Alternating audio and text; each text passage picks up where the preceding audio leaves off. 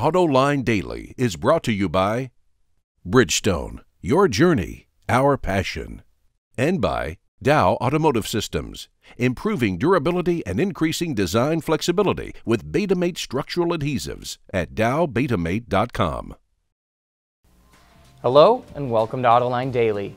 In today's show, Chrysler shakes up its management, Continental develops a retrofittable TPMS sensor, and later in the show, John responds to your questions and comments. But now let's get to the news. Automakers have been adding transmissions with more and more gears to help improve fuel economy. But with Cadillac's recent announcement that it would be switching from a 6-speed to a 8-speed unit in the 2015 CTS and Escalade, there was no mention of any improvements. So we contacted Cadillac to find out what's up.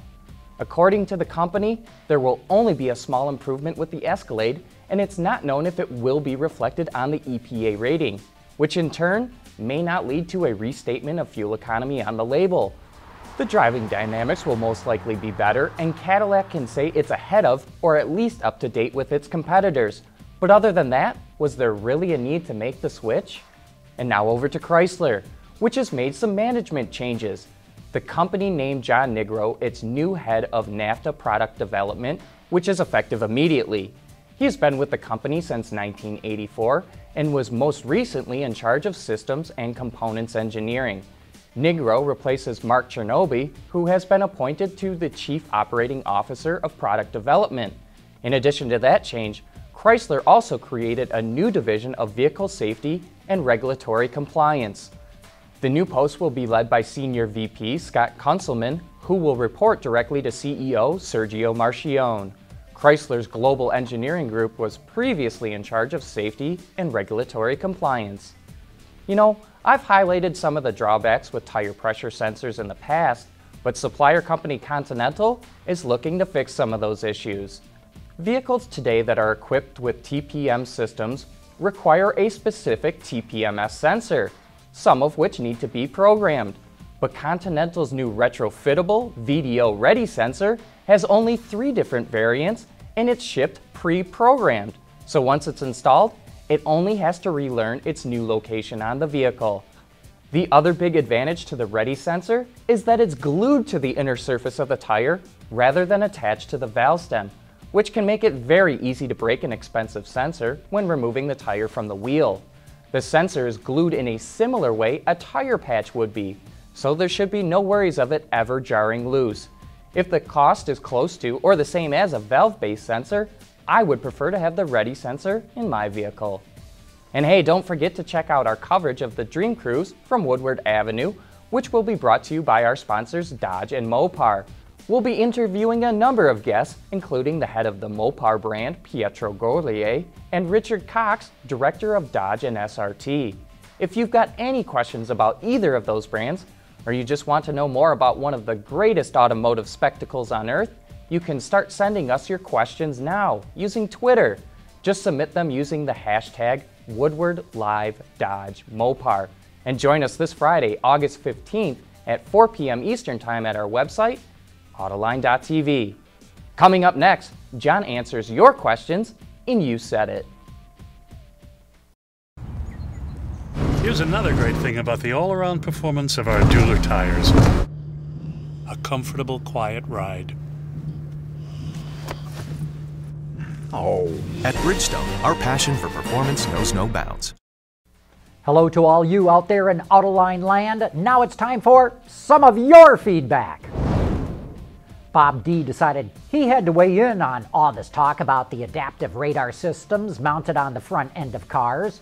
On grill-mounted radar systems, won't most of them also be controlling accident avoidance braking? So if the radar system is doing its job, it will prevent front-end collisions. Thus, the location is not vulnerable to minor fender benders. Well, you're mostly right, but it is still vulnerable. Even if someone backs into you in a parking lot, it's going to be an expensive fix. CTEX thinks that car sales are going to tank. John, since some of these car sales are pent-up demand, when do you think sales will taper off? I believe about 1 to 1.5 million of these sales will go away as people replace their 10-year or older vehicles. At the MBS conference that I was at last week, most of the forecasters see sales going over 17 million vehicles for the next couple of years. I'm not as pessimistic as you are that sales will drop so much once pent-up demand is satisfied, but you're right, this is a cyclical industry, and at some point, we will see a drop. Lex wants to know, when is Johan de Nysschen going to appear before the public as the new president of Cadillac? Any scoop on his plans for Cadillac? Well, I gotta believe Johan's first plan of action is to get Cadillac sales turned around in the US market. So I expect to see changes coming on the sales side of the organization.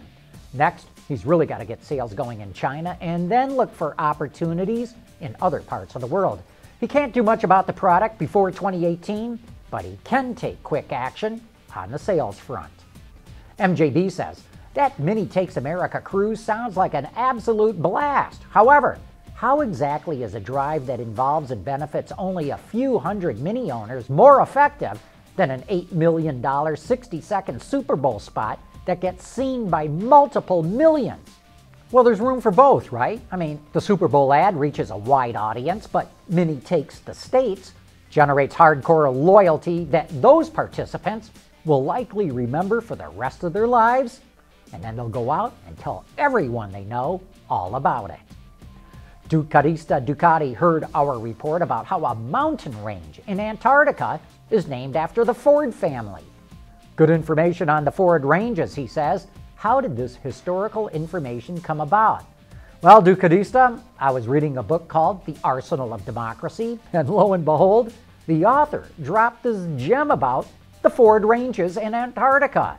I checked it out and a couple of other sources, then I had to do something about it on Autoline Daily. By the way, I was reading that book because we're shooting a show with the author, A.J. Bain, for an upcoming Autoline this week.